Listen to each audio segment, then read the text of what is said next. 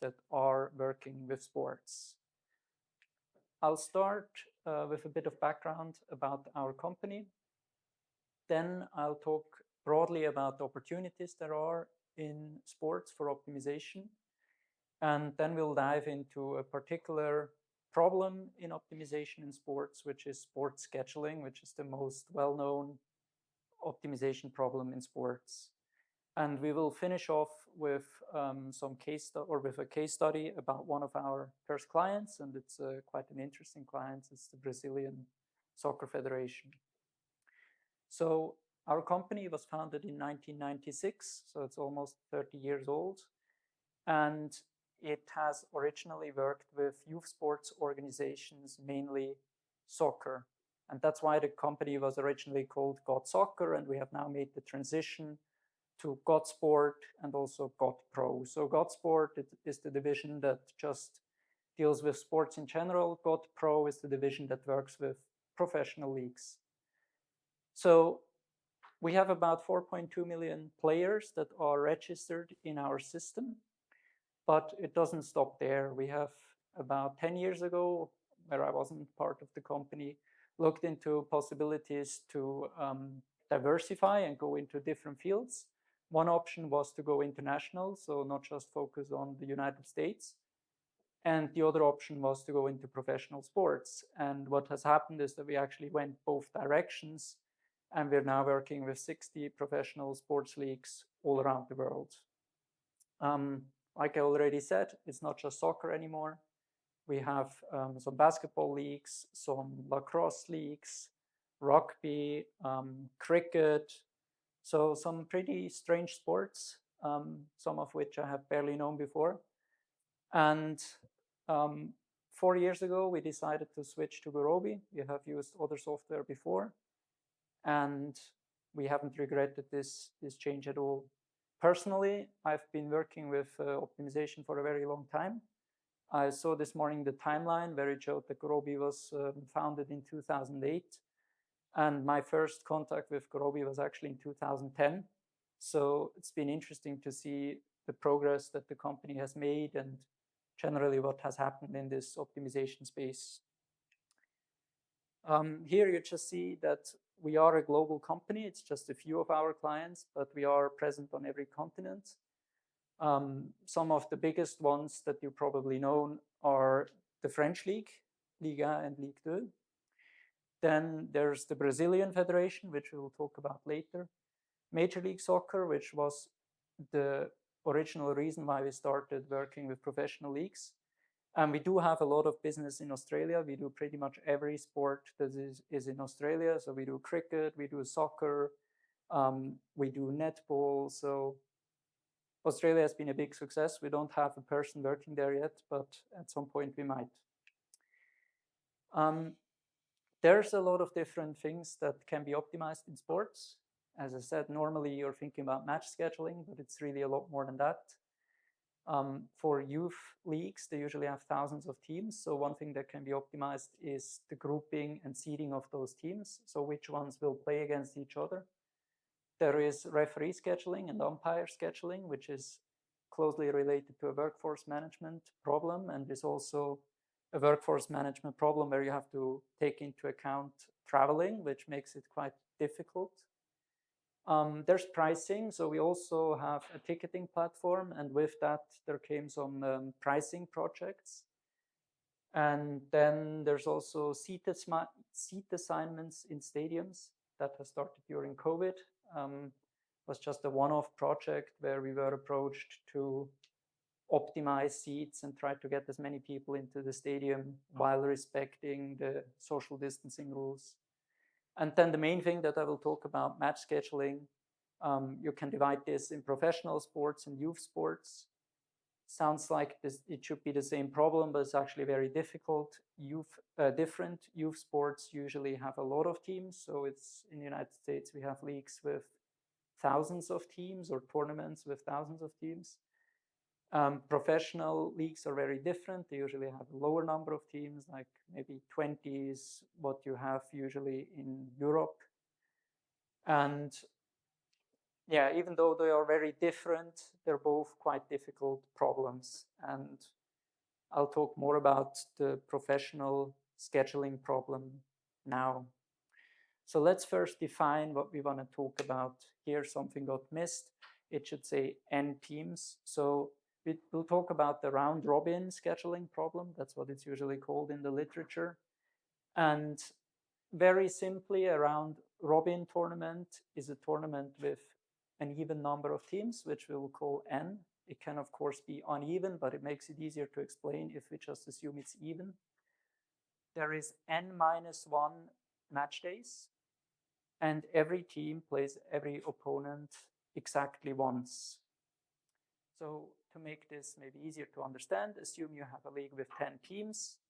They need 9 days to play each other, and on every one of these days, every team is playing one match. So the scheduling problem consists of finding an assignment where each of these matches is assigned to a day. And there's usually a few constraints. The simplest one is at most one matchup or exactly one matchup per team per weekend.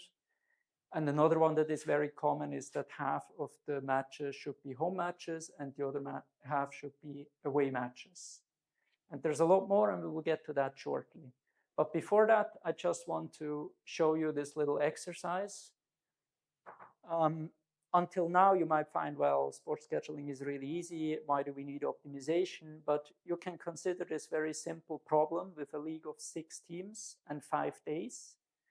And these are all of the matchups that need to be planned. So it's just 15 matchups. As an exercise, I know we don't have time right now, but you could try to plan matchups such that every team has exactly one match per day. This is a possible solution. And even though this is just 15 matches, it's actually quite difficult to do this. It won't be like if you try this, your first try, you will probably fail. You might manage to fill in the first 3 days, and all of a sudden you don't manage to put a match for a team in order to satisfy that every team has one match per round. And this is just 6 teams. It gets much more complicated than that with more teams. Another aspect that is completely ignored here is that you would also need to decide who is home and who is away. And ideally, half of the matches, so 2 to 3 matches should be home, 2 to 3 matches should be away. And even that, now taking this table here, it's not obvious how to do this. It's not completely simple to do this. Let's look at the MIP formulation. And this is also pretty simple when you look at it first. I think everyone in here should be able to understand it. We're using binary variables, x, and x is indexed with I, j, and p. I and j are the home and away team. P stands for period or match day. And this binary variable is 1 if a certain match between team I and j is being scheduled in period P, and otherwise it's 0. And for the most basic version of the round robin scheduling problem, there's really just 2 constraints. The first constraint here says that every matchup, so for each combination of I and j, where I and j are different, each of these matchups has to happen once. And for every team in every period, you need to have exactly one matchup. So that's the most basic thing. I didn't add here a constraint to say that teams need to have half of their matches home and half of their matches away. But that's also a really simple constraint. I think if you have a background in optimization, you will be able to add this after you understand this. We could also add an objective. That doesn't really matter, but generally we would minimize or maximize a function that is the sum of the weights over all of these binary variables. So yeah, very simple. Of course, in reality, there's much more constraints, but let's do a little bit of math. So assuming we have 20 teams, we have just 7,220 variables and 760 constraints. So probably a lot of you are dealing with problems that are much bigger than this. I've seen models with millions of variables or millions of constraints. And compared to that, that's of course really simple. However, it is actually a problem that is really difficult to solve. There's a huge number of possible solutions, and it's not really possible to find those by hand as soon as you add additional constraints. And with certain additional constraints, this becomes an NP-complete problem, which is even difficult to prove whether a solution exists or not. Here's another small exercise to illustrate a bit the complexity of this. Let's assume we have this schedule that I showed to you before, and I have colored some of the matches yellow. These are matches where the team plays at home. And let's assume that team A, which is first playing at home against F, then at home against B, and then away against C. Let's assume this team would like to play home in the third round. I'll just present two ideas, and you see the difficulties with these ideas. The first idea would be to say, well, simple, let's just make this a home match. So the home match for team C becomes an away match. The solution looks like this.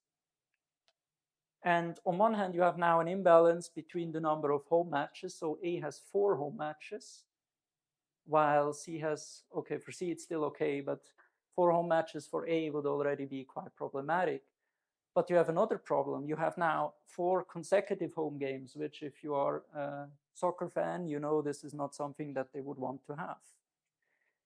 Something else that we could do is say, let's just take round 3 and round 2, these 2 days, and just swap the matches. Let's just say every match that should have been played in round 3 is now played in round 2. And that, on first impression, looks better. We still have 2 to 3 home games per team. But something else is happening, and that is that we all of a sudden, just because of this one change, have a lot of cases where teams have 2 consecutive home matches. So here you have 2 consecutive home, here you have 2, here you have 2 consecutive homes followed by 2 consecutive aways. Again, 2 consecutive away games. So again, if you're a soccer fan, you know this is not something that they would want to have. And this is just 6 teams, keep that in mind.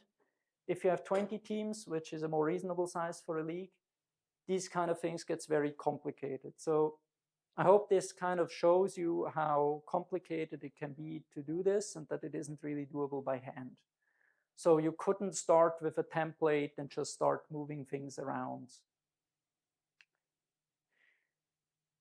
Here you can just see a couple of the other constraints that we have to take into account. One of my favorite ones is police requests. Why is that important? Why does the police at all have a saying about sports? Well, there's some cities where there's a lot of teams, and if all of these teams are playing home at the same weekend, the police has a problem to find enough people to work for them. So, for instance, in London, there's a huge number of Premier League teams. There's also some lower division leagues that have teams there. And if you look at the Premier League schedule, you will see that Arsenal and Tottenham, they always alternate between home and away. So if Arsenal is home, Tottenham is away. You'll see other things. You would also never see Chelsea and Arsenal play on the same day. It can be that Chelsea plays on Saturday, but then Arsenal will play on Sunday. So all of these things have to be balanced. And in some leagues, this is pretty extreme. Then there's venue availability. A lot of these teams don't own their own venues, so they're using a venue that is used by other sports. You also have to do certain maintenance tasks on venues. So the grass has to be changed or has to be restored. Then there's travel considerations. In a bigger country like the United States, you have teams traveling from the East Coast to the West Coast, which is a long travel, and also there's a time zone difference, so you have maybe a small jet lag. And then, of course, fairness is a really important thing. You don't want to have, like I just mentioned before, 3 consecutive home games or 3 consecutive away games. That's usually considered a disadvantage for the team. And there's also broadcasters that have certain interests.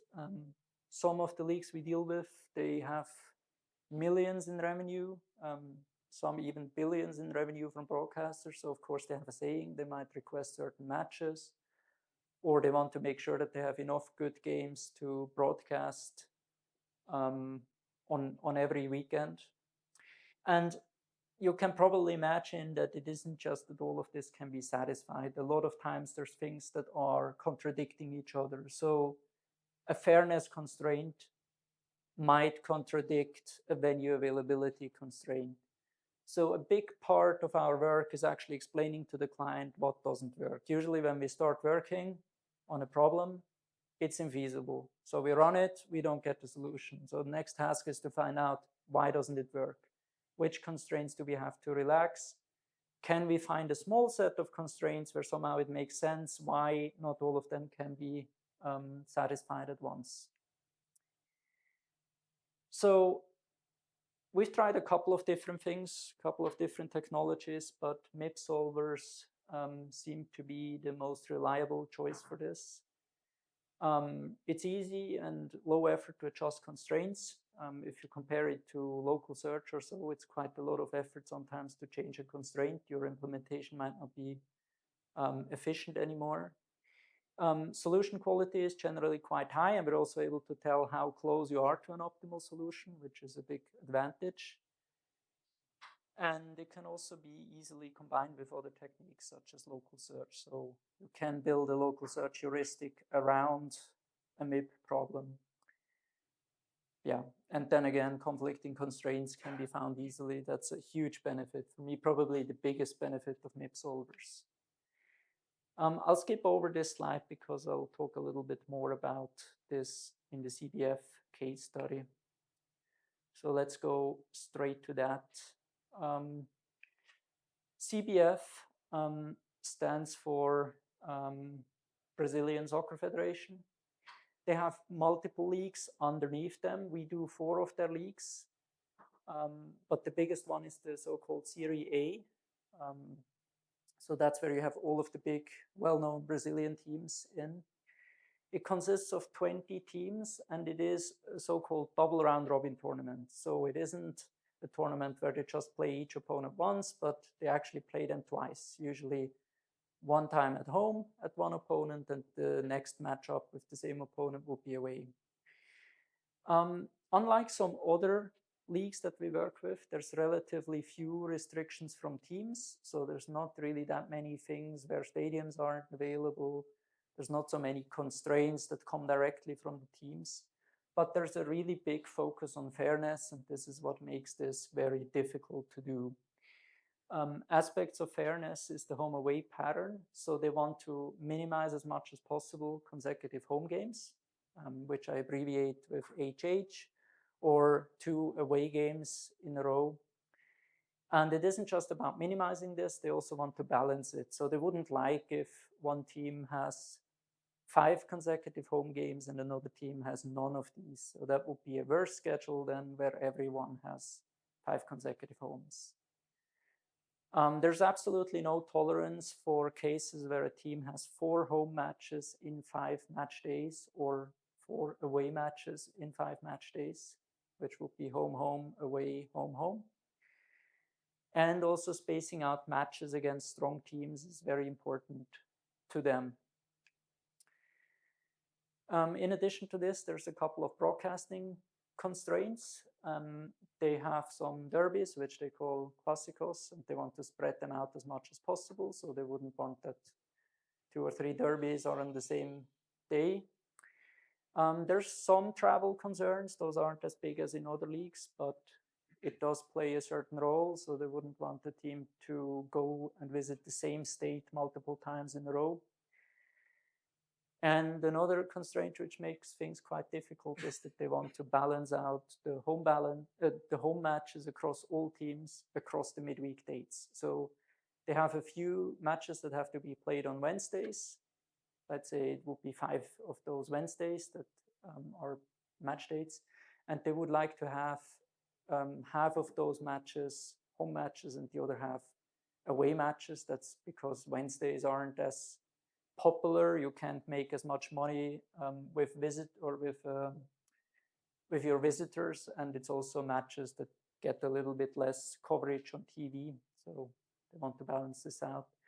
And then there's something pretty strange, which is called cross-pairing constraints. I don't think any other league has this, but it goes into the topic of fairness. They pair together two teams. So every team in this league has a partner, and those two teams never play home on the same date. And in addition to this, there's some additional constraint that makes sure that the other teams never play both of these teams home in half of the season. So it's a pretty interesting problem, and there's also quite a lot of symmetry in this problem, which makes it hard to handle. If you just model this and you pass it to Gurobi, so let's say you found the perfect model, you pass it to Gurobi, and you run it for a month, you wouldn't find a solution. Gurobi would just keep going. It wouldn't tell you whether it's feasible or not, but it would not find any solution.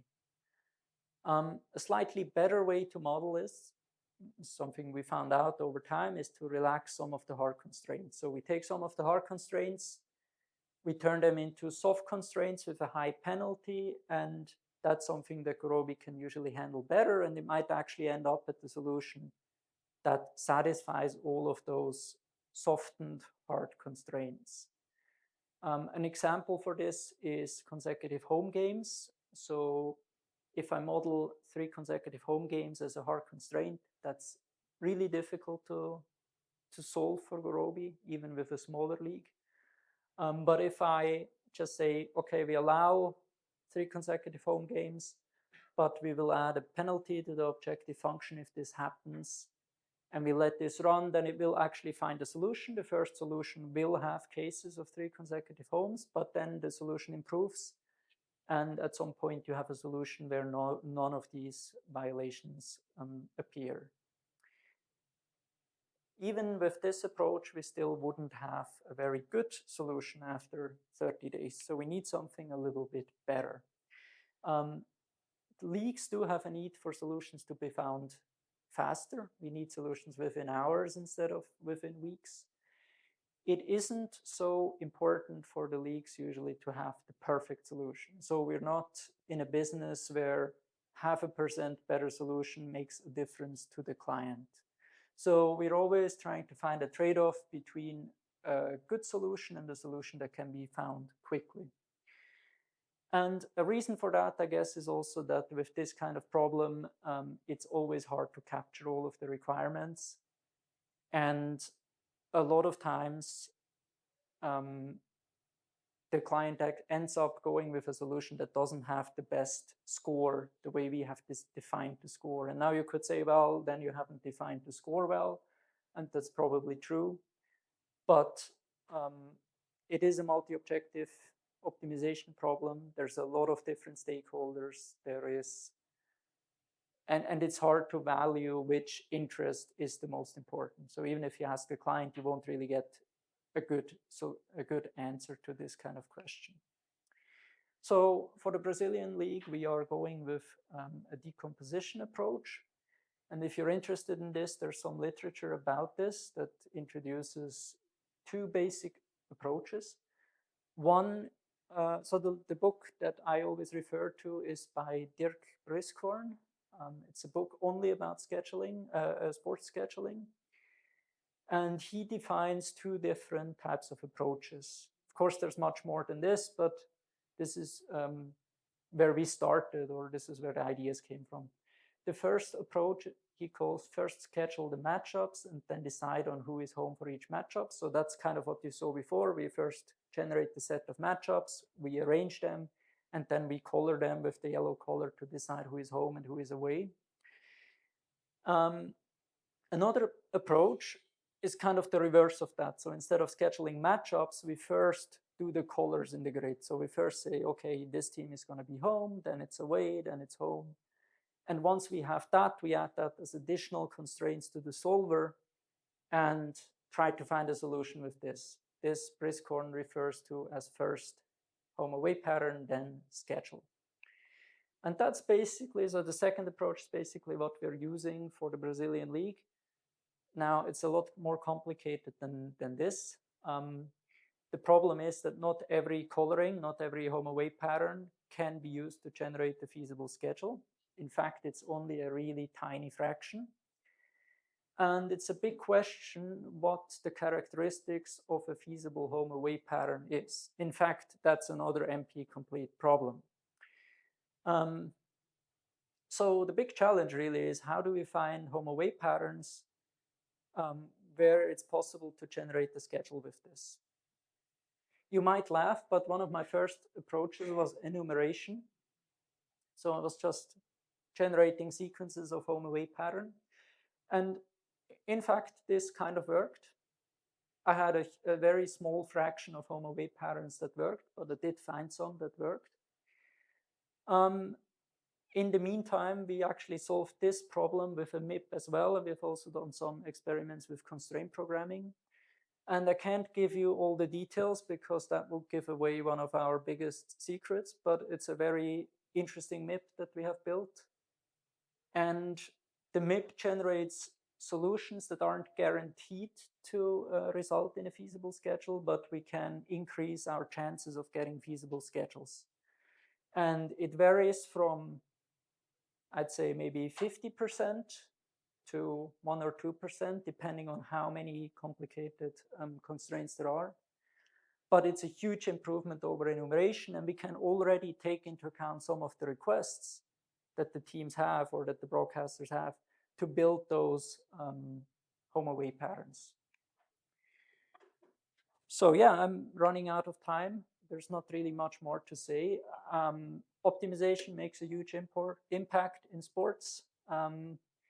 It helps to reduce costs. It uses resources more efficiently. But what's most important to me is it actually makes a more exciting and more competitive season. So if you compare what we can do nowadays compared to what leagues were able to do when they were just using a template, you see a much more exciting season.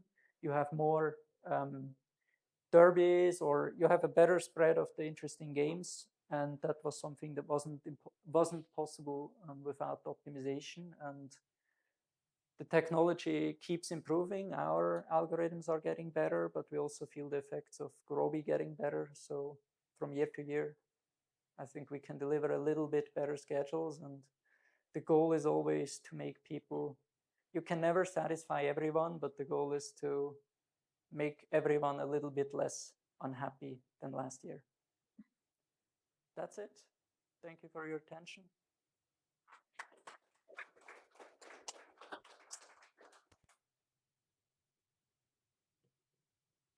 Any questions for Walter?